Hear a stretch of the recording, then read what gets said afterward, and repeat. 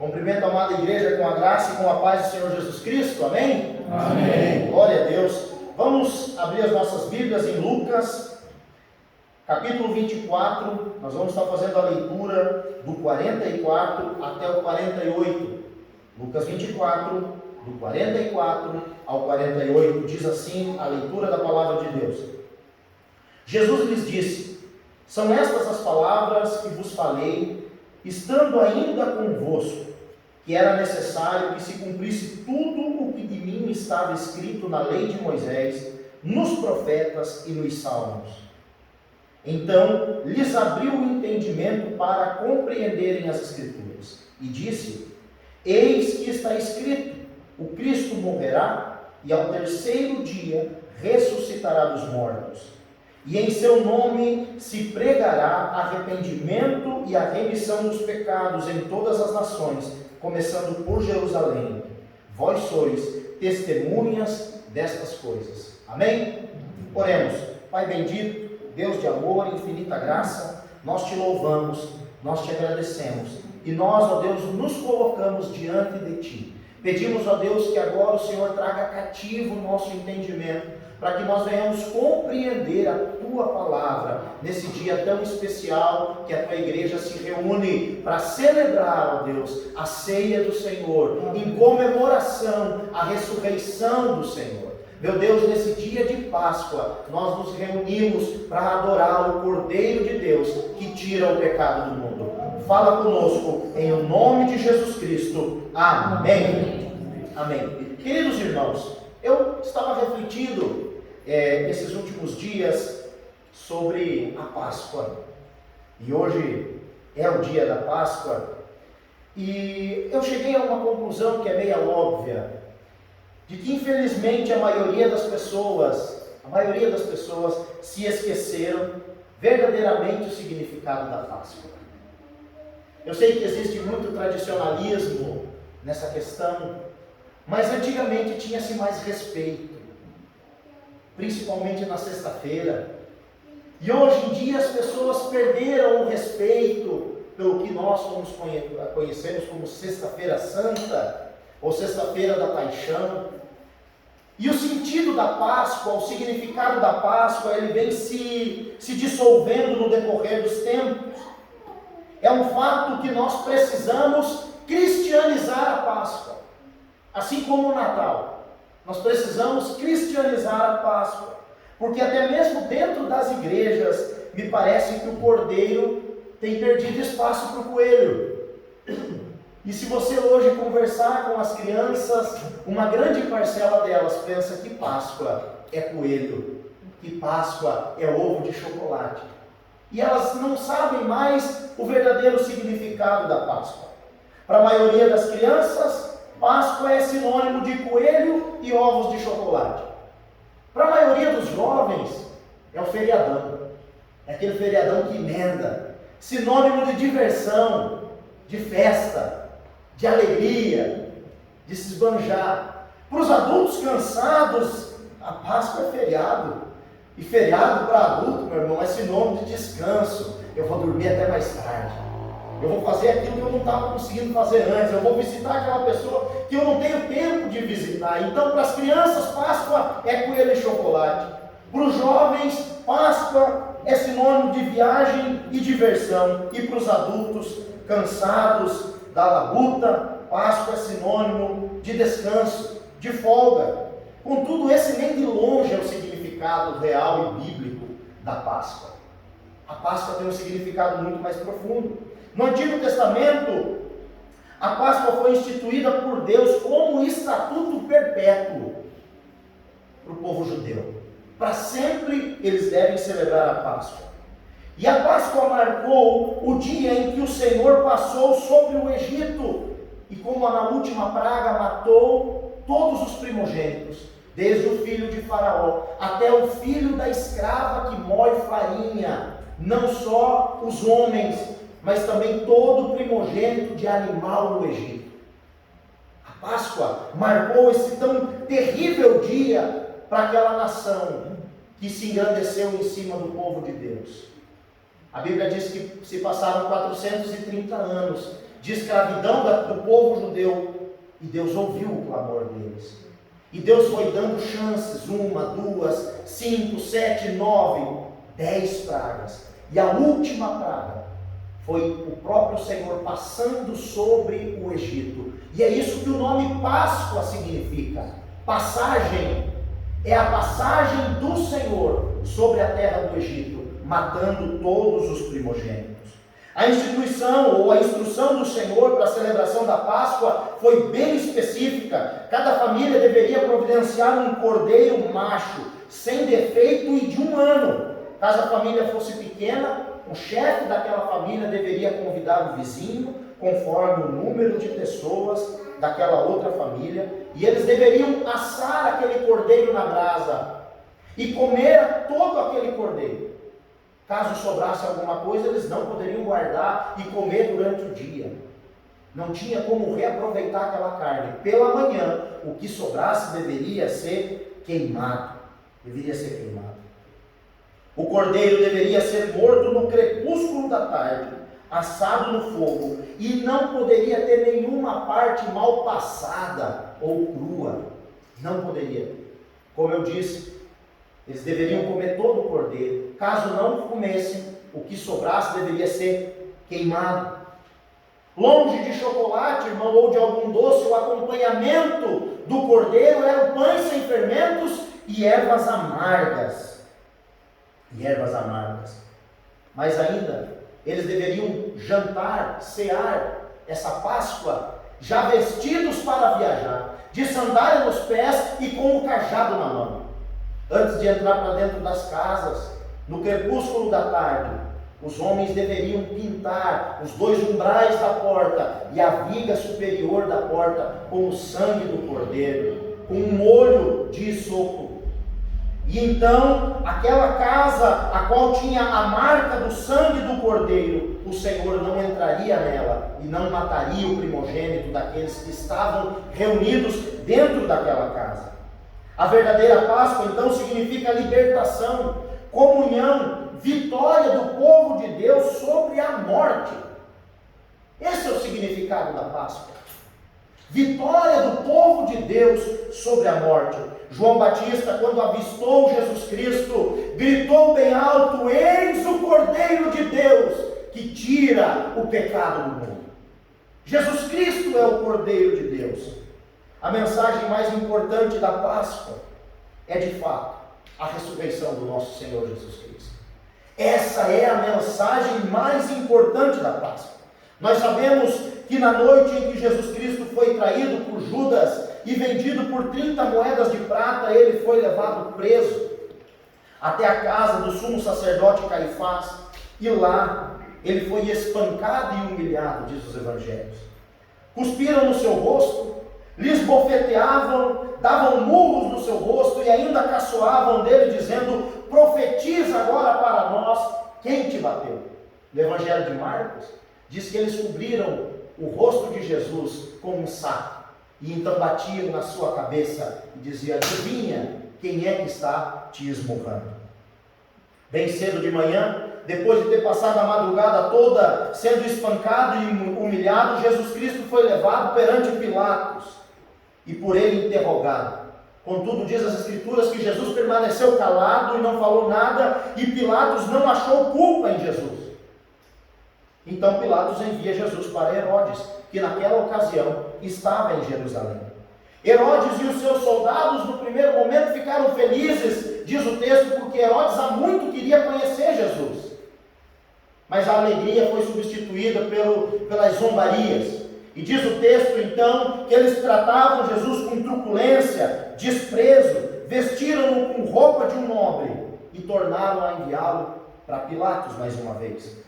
Como era a Páscoa, e na ocasião da Páscoa tinha-se o costume de soltar um prisioneiro, Pilatos sugeriu que libertassem Jesus, que soltassem Jesus, mas a multidão não quis. Entre Jesus e Barrabás, a multidão escolheu Barrabás. Pilatos então lavou as suas mãos, simbolizando ali que estava livre do sangue de Jesus, e disse para a multidão: é responsabilidade de vocês E pasmem, irmãos, aquela multidão uníssona, sanguessedenta, respondeu: o seu sangue caia sobre nós e os nossos filhos. Mateus 27, do 24 ao 25. Pilatos então decidiu ouvir a multidão. Soltou Barrabás e mandou chicotear Jesus Cristo. O castigo dos açoites era terrível, e vocês sabem muito bem disso, porque já falamos algumas vezes. Na ponta daquelas cordas dos chicotes eram presos bolinhas de algum metal ou pedaços de ossos, e o condenado ficava com o corpo inteiramente flagelado, completamente flagelado. Muitos morriam só nos açoites, só com os açoites, mas Jesus Cristo suportou tamanha dor. Lembre-se que Jesus passou a madrugada toda apanhando na casa do sumo sacerdote Caifás. Mais uma vez então, depois disso, os soldados fizeram para ele uma coroa de espinho, cravaram na sua cabeça, puseram sobre ele uma capa, um manto de púrpura, e diz o texto que os soldados se aproximavam dele e diziam: salve, rei dos judeus, e lhe davam uma bofetada no rosto. Depois dos açoites, Jesus Cristo ainda apanhou mais na sua face. Pilatos apresenta mais uma vez Jesus Cristo para a multidão, agora completamente desfigurado, com uma coroa de espinhos cravada na cabeça e um manto sobre os ombros, e diz: é esse que vocês querem? E a multidão, mais uma vez, em uma só voz, grita: crucificam, crucificam. Em condições normais, irmãos, eu acredito que a maioria dos adultos aqui hoje não teriam a capacidade de caminhar a distância que Jesus caminhou com uma cruz de madeira nas costas, com uma trave de madeira maciça nas costas. E Jesus Cristo percorreu o trajeto. Percorreu o trajeto, sendo que foi de madrugada espancado, de manhã chicoteado, espancado pelos soldados, carregando uma coroa de espinhos. Ainda assim, o Senhor levou sobre os seus ombros o lenho maldito, até um lugar para fora da cidade chamado de Caveira, Gólgota em hebraico. Lá Jesus Cristo teve os seus pés e mãos perfurados por cravos, e pregado na cruz, Jesus Cristo foi erguido e ficou suspenso entre o céu e a terra. O perfeito religare de Deus, a religião perfeita, Jesus Cristo, suspenso entre o céu e a terra. Como a serpente no deserto, assim Jesus predisse a sua morte, que seria crucificado entre dois malfeitores, dos quais um encontrou salvação, dos quais um encontrou perdão, dos quais um ouviu da boca do Senhor Jesus Cristo: hoje mesmo tu estarás comigo no paraíso. Das 9 horas da manhã até as 3 horas da tarde, Cristo ficou crucificado. E diz as Escrituras que para que se cumprisse as Escrituras, Jesus disse: tenho sede. Estava ali um jarro com vinagre. Os soldados então encharcaram uma esponja com vinagre, amarraram na ponta de uma vara de hisopo e levaram até a boca de Jesus Cristo. Ao receber o vinagre, Cristo disse: está consumado, e inclinou a cabeça, entregando ao Pai o seu Espírito. José de Arimateia e Nicodemos estavam ali. Foram falar com Pilatos para retirar o corpo de Jesus. Pilatos concedeu a permissão, e então José de Arimateia, que pertencia ao Sinédrio Judaico, e Nicodemos, que também era membro do Sinédrio Judaico, aquele que foi falar com Jesus na calada da noite, estavam ali, desceram o corpo do Senhor Jesus Cristo daquele lenho maldito, envolveram num lençol, e ali próximo, diz o texto, que tinha um jardim, com um sepulcro novo cavado na rocha, que ninguém antes tinha usado. E eles colocaram ali o corpo de Jesus. As Escrituras dizem que as mulheres que seguiram Jesus desde a Galileia acompanharam José e viram aonde o corpo de Jesus Cristo foi posto. Diz o texto que elas voltaram para casa e prepararam especiarias. O texto vai além e diz que já era o dia da preparação. Que preparação é essa que o texto fala? Preparação da Páscoa. Que no crepúsculo o cordeiro precisava ser morto. Já era o dia da preparação. E o cordeiro de Deus que tira o pecado do mundo havia sido morto pelos nossos pecados. Aquelas mulheres viram que José e Nicodemos não tiveram tempo de perfumar e preparar o corpo de Jesus. Por isso elas voltaram para casa. Compraram especiarias, descansaram no sábado conforme a lei, e no primeiro dia da semana, no domingo, elas foram cedo ao sepulcro, não para encontrar o Cristo ressurreto, mas elas foram ao sepulcro para terminar o serviço que não deu tempo de fazer na sexta-feira, pois na sexta-feira à tarde se iniciava a Páscoa, o sábado do descanso. Aquelas mulheres não foram com a ideia de ver Jesus ressuscitado, mas sim de perfumar o corpo do defunto. Se a história, meus queridos irmãos, se findasse aqui, com a morte e o sepultamento de Jesus Cristo, nada mais faria sentido no mundo. Mas louvado seja Deus, pois a história da redenção não terminou na sexta-feira da paixão, mas ela teve o seu início no domingo, no primeiro dia da semana. A melhor notícia que o mundo poderia ouvir veio de dentro de um túmulo vazio. Veio de dentro de um túmulo vazio. Jesus não ressuscitou e ficou escondido. Jesus não ressuscitou e foi se esconder com medo de que o matassem de novo. Até porque Jesus Cristo é a primícia dos que dormem. E essa palavra é um eufemismo para a morte. Por que Jesus é o primeiro? Não ressuscitaram pessoas antes de Jesus? Sim, no Antigo Testamento várias. O corpo daquele soldado que caiu morto sobre os ossos de Eliseu, diz o texto que ele ressuscitou. O próprio Eliseu orou por cima do filho daquela mulher que construiu para ele um quarto na casa, e o jovem ressuscitou. O próprio Senhor Jesus Cristo ressuscitou Lázaro. O próprio Senhor Jesus Cristo ressuscitou a filha daquele sacerdote, aliás, da sinagoga. Ele disse: Talita cumi, menina, levante-se. Mas todas essas pessoas voltaram a viver no mesmo corpo, no corpo corruptível. Mas Cristo não. Cristo, ao ressuscitar, ele vem no corpo glorificado. Por isso Cristo não se esconde, porque Cristo não morre. Cristo não está com medo, muito pelo contrário. A sua ressurreição foi anunciada por 2 anjos que falaram para aquelas mulheres: por que é que vocês procuram entre os mortos aquele que está vivo? Venham, olhem, ele não está aqui, ressuscitou. As Escrituras dizem que o próprio Senhor Jesus Cristo apareceu para Maria Madalena e disse: Maria. E ela voltou para trás e olhou e disse: Rabone. Jesus disse: não me detenhas, porque eu ainda não fui para o Pai. Vá até os meus irmãos e diga a eles: subo para o meu Pai e o Pai de vocês, para o meu Deus e o Deus de vocês. Não existe nada mais importante na história da humanidade do que o Senhor Jesus Cristo. Não existe nada mais importante. O seu nascimento trouxe para os homens esperança e paz.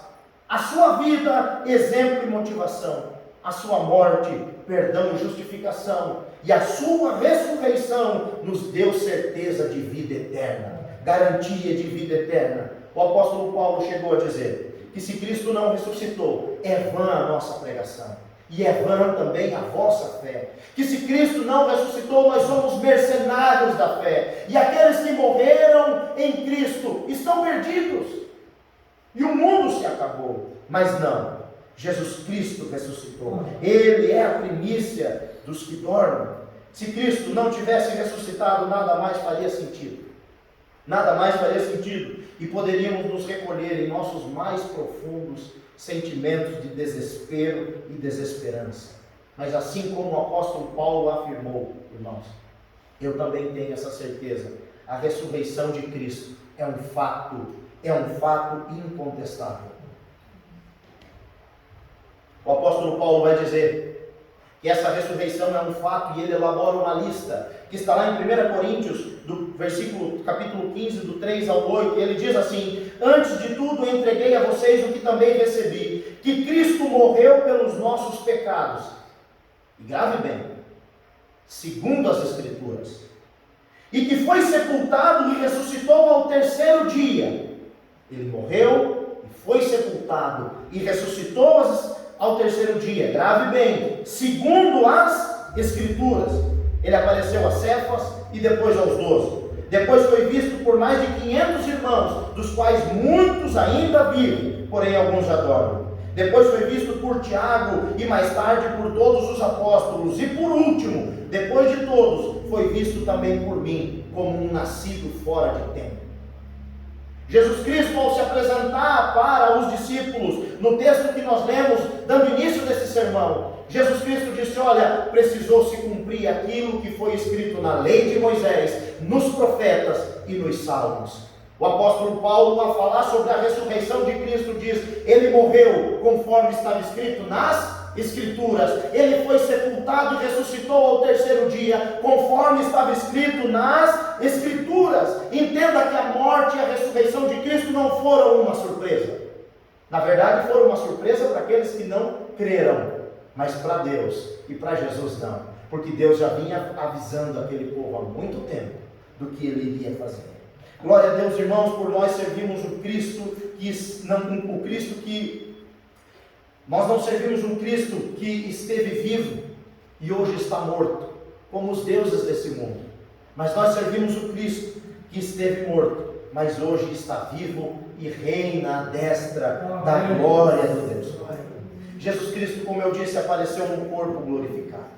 O corpo da ressurreição é um corpo sem fraqueza, é um corpo sem defeito, é um corpo que vai contra as leis da física. Ele não está mais preso às leis da física. É tanto que Jesus aparece aonde os discípulos estão, de portas trancadas. Um pouco antes disso, Jesus aparece para Maria Madalena, lá no sepulcro.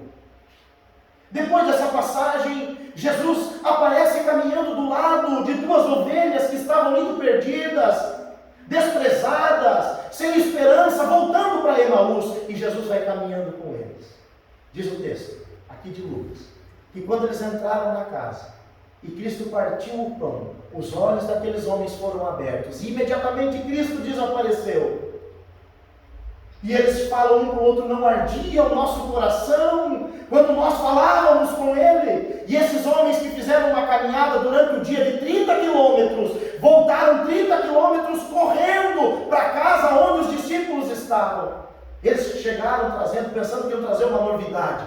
Entraram na casa e falaram: nós vimos Jesus. E os discípulos falaram: ele também já apareceu a Pedro. E diz o texto que enquanto eles falavam sobre isso, de portas trancadas, porque estavam com medo do chefe dos judeus, Jesus Cristo aparece dentro daquela casa. Ninguém abriu a porta, Jesus apareceu ali. Eles ficaram impactados, pensaram que era um fantasma, um espírito. E Jesus, aonde chega, não chega para trazer pavor, não chega para trazer divisão, mas Jesus sauda eles dizendo: a paz esteja com vocês. Vejam o meu lado, vejam as minhas mãos, vejam os meus pés, toquem em mim. Eu não sou um espírito não tem carne e osso, mas eu tenho. E o coração daqueles homens cheio de dúvida. Jesus falou: preciso dar mais uma prova. Mais uma prova. Tendes alguma coisa para comer? E diz o texto então, que Jesus comeu um pedaço de peixe assado e um favo de mel. Um pedaço de peixe e um favo de mel. O espírito não se alimenta. Entenda que na ressurreição Jesus não vem com um espírito em forma de corpo, não.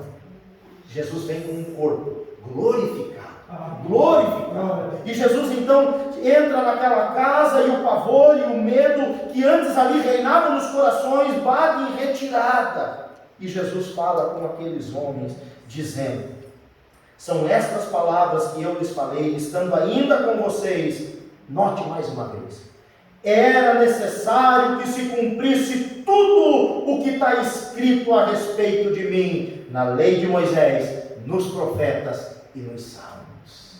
Diz o texto então, que depois que Jesus falou essas palavras, aqueles homens que conheciam a lei de Moisés, que conheciam as profecias dos profetas e que conheciam os salmos, a mente deles abriu.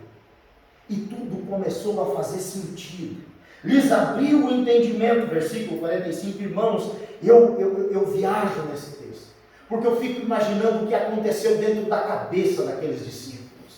O amor explodiu na cabeça deles, a paz explodiu, e eles são levados agora, mentalmente, a sua alma vai até o Gênesis de novo, e tudo começa a fazer sentido, e eles talvez começam a pensar e dizer: nossa, então a semente da mulher que esmagaria a cabeça da serpente é Jesus. A arca era só um objeto que prefigurava Jesus Cristo, e todos que se chegam em Cristo, pecadores que entram e ficam seguros do juízo de Deus. O cordeiro que Abraão usou para substituir o sacrifício do filho dele simbolizava Jesus Cristo. O cordeiro da Páscoa, lá em Êxodo capítulo 12, apontava para Jesus Cristo. A rocha que dela saiu água, que alimentou o povo no deserto, era o Senhor Jesus Cristo, que traz provisão espiritual para o seu povo. Jesus Cristo então é o verdadeiro maná. Agora faz sentido o que Jesus falou, dizendo: eu sou o pão vivo que desceu do céu, quem se alimentar de mim não terá fome.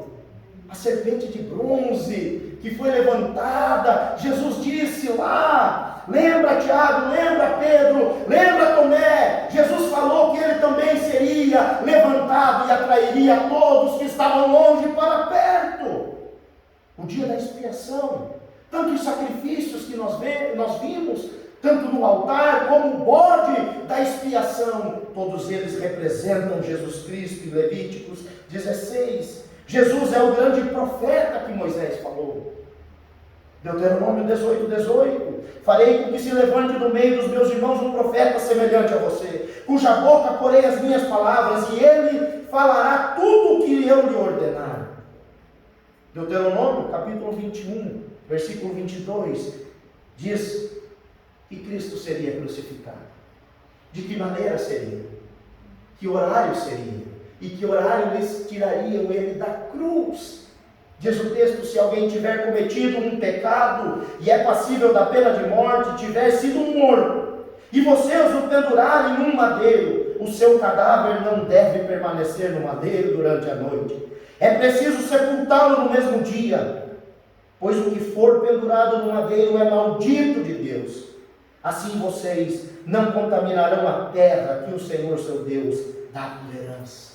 A Bíblia diz que Cristo foi feito injustiça, que Cristo foi feito maldito, para que eu e você fôssemos feitos justiça de Deus. Mas eles não compreenderam só o Pentateuco, eles não compreenderam só os primeiros 5 livros da Bíblia. Diz o texto que eles compreenderam os salmos, todos aqueles saltérios, aqueles cânticos de romagem, aqueles começou a fazer sentido, e eu anotei, é óbvio, alguns aqui, e agora eles entenderam o Salmos 23. Eles sabem quem é o verdadeiro pastor que está com eles e não os abandona, é Jesus. Eles entenderam quem é a pedra rejeitada pelos construtores do Salmo 118, versículo 22, é Jesus, é Jesus. Eles entenderam o Salmo 110, do 1 ao 7, que diz que Jesus Cristo é Rei, soberano e sumo sacerdote. Eles compreenderam, irmãos, inclusive a imagem da crucificação, quando os soldados lançaram sorte sobre as vestes de Jesus. Salmos 22, versículo 18, repartem entre si as minhas roupas, e sobre a minha túnica lançam sorte. Tudo fazia sentido, a Bíblia se encaixava, eles compreenderam a palavra, mas vai mais além, e diz que eles compreenderam o que foi dito pelos profetas. Oh, meus irmãos, em algumas profecias messiânicas, Jesus é referido como a descendência de Davi. 2 Samuel, capítulo 7, eles entenderam o que Daniel falou. Daniel capítulo 7, versículo 13 e 14, descreve o glorioso Filho do Homem, título esse que Jesus Cristo mais de 80 vezes usa para se referir a Ele mesmo, dizendo: eu sou o Filho do Homem. Diz o texto: eu estava olhando das minhas visões da noite, e eis que vinha nas nuvens do céu alguém como o Filho do Homem. Ele se dirigiu ao ancião de dias, e o fizeram chegar até ele. Foi-lhe dado o domínio, a glória e o reino, para que as pessoas de todos os povos, nações e línguas o servissem. O seu domínio é domínio eterno, que não passará, e o seu reino jamais será destruído. Não. Agora faz sentido o que Daniel falou. Daniel capítulo 9 narra exatamente, precisamente, o dia da entrada triunfal de Jesus Cristo em Jerusalém. E também diz que o ungido seria morto. Zacarias capítulo 9, versículo 9, chega a descrever como Jesus Cristo entraria nesse dia, e diz o texto: alegre-se muito, ó filha de Sião, exulte, ó filha de Jerusalém, eis que o seu rei vem até você, justo e salvador, humilde, montado em um jumento, num jumentinho, cria de uma jumenta. Tudo começa a se encaixar. Enquanto Jesus ia entrando montado num jumento que não tinha sido amansado, o povo ia gritando: Hosana, Hosana, Hosana. Os profetas profetizaram. Miqueias profetizou o abuso e o espancamento que Cristo receberia na casa do sumo sacerdote. Miqueias 5:1: ferirão com vara a face do juiz de Israel. O próprio Isaías disse que o sinal do seu nascimento seria porque ele nasceria de uma virgem. Isaías 7,14: portanto o Senhor mesmo lhe dará um sinal, eis que a virgem conceberá e dará luz a um filho, e lhe chamará Emanuel. O profeta Miqueias disse aonde? Se Isaías falou como Jesus viria ao mundo, Deus revelou para Miqueias aonde Jesus viria. Miqueias 5,2 diz que seria em Belém. Jeremias 31,15 chegou a profetizar o choro que acompanharia o nascimento de Jesus. Não o choro de Jesus, mas dos meninos de 2 anos para baixo, que foram mortos a mão de Herodes. Isaías 40, Malaquias 3, Malaquias 4, anunciam o precursor antes de Jesus, João Batista, voz do que clama no deserto. Zacarias profetizou que ele seria vendido por 30 moedas de prata. Zacarias 11, versículo 12 e 13. Isaías, irmãos, profetizou a sua vida, profetizou a sua morte, profetizou a sua ressurreição. A passagem de Isaías, capítulo 53, é uma descrição majestosa e perfeita do sacrifício de Jesus Cristo pelos nossos pecados. Preste atenção. Quem creu na nossa pregação e quem foi revelado o braço do Senhor, porque foi subindo como um renovo diante dele, como raiz de uma terra seca, não tinha boa aparência, nem formosura. Olhamos para ele, mas não havia nenhuma beleza que nos agradasse. Era desprezado, o mais rejeitado entre os homens, homem de dores, e que sabe o que é padecer. E como um de quem os homens escondem o rosto, era desprezado, e dele não faziam caso algum. Certamente ele tomou sobre si as nossas enfermidades, e as nossas dores levou sobre si, e nós o considerávamos como aflito, ferido de Deus e oprimido. Mas ele foi transpassado por causa das nossas transgressões, e esmagado por causa das nossas iniquidades. O castigo que nos traz a paz estava sobre ele, e pelas suas feridas fomos sarados. Amém. Todos nós andávamos desgarrados como ovelha, cada um se desviava pelo seu próprio caminho, mas o Senhor fez cair sobre ele a iniquidade de todos nós, e ele foi oprimido e humilhado, mas não abriu a boca. Como um cordeiro foi levado ao matadouro, e como ovelha muda diante dos seus tosqueadores, ele não abriu a sua boca. Pela operação e pelo juízo, opressão e juízo, ele foi levado, e da sua linhagem, quem se preocupou com ela? Porque ele foi cortado da terra dos viventes, foi ferido por causa dos transgressores do meu povo. Designaram-lhe a sepultura com os ímpios, mas como o rico esteve na sua morte, embora não tivesse feito injustiça, e nenhum engano fosse encontrado em sua boca, todavia, ao Senhor agradou esmagá-lo, fazendo-o sofrer. Quando ele der a sua alma como oferta pelo pecado, verá a sua posteridade, e prolongará os seus dias, e a vontade do Senhor prosperará nas suas mãos. Ele verá o fruto do trabalho de sua alma e ficará satisfeito. O meu servo, o justo, com o seu conhecimento justificará a muitos, porque as iniquidades deles levará sobre si. Por isso, eu lhe darei a sua parte com os grandes e com os poderosos. Ele repartirá o despojo, pois derramou a sua alma na morte e foi contado com os transgressores. Contudo, levou sobre si o pecado de muitos e pelos transgressores intercedeu. Na cruz, Jesus não amaldiçoou. Na cruz, Jesus falou: Pai, perdoa-os, porque eles não sabem o que fazem. Eles não sabem o que fazem. De fato, meus irmãos, existe uma linha escarlate de Gênesis a Apocalipse. Existe uma linha vermelha. E Jesus é o centro das Escrituras. Jesus é representado de Gênesis a Apocalipse. Jesus é sem dúvida o cumprimento do plano da salvação de Deus. Seu sangue nos comprou, seu sacrifício nos justificou, e a sua ressurreição é a prova de que ele venceu a morte e tem nas mãos a chave da morte e do inferno. Por isso, quando Jesus aparece aos seus discípulos, ele diz, versículo 46 ao 48, assim está escrito, que o Cristo tinha de sofrer, ressuscitar dentre os mortos no terceiro dia, e que em seu nome se pregasse arrependimento para a remissão de pecados a todas as nações, começando em Jerusalém. Vocês são minhas testemunhas. A Páscoa simboliza o sacrifício de Jesus. Como um cordeiro sem defeito, ele levou sobre si os nossos pecados. Pelo seu sangue, diz as Escrituras, que nós fomos comprados. O seu nascimento, vida e morte e ressurreição não foram obras do acaso. Não foram obras do acaso. Estava escrito nas Escrituras. É um plano divino comunicado a todos os homens desde a antiguidade. Qual é o nosso dever então, irmãos? Qual é o nosso dever? Qual é a nossa responsabilidade diante disso tudo? É nosso dever proclamarmos essa mensagem. A mensagem da ressurreição, de que Jesus Cristo venceu a morte, de que a morte não reina mais, tragada foi a morte pela vitória.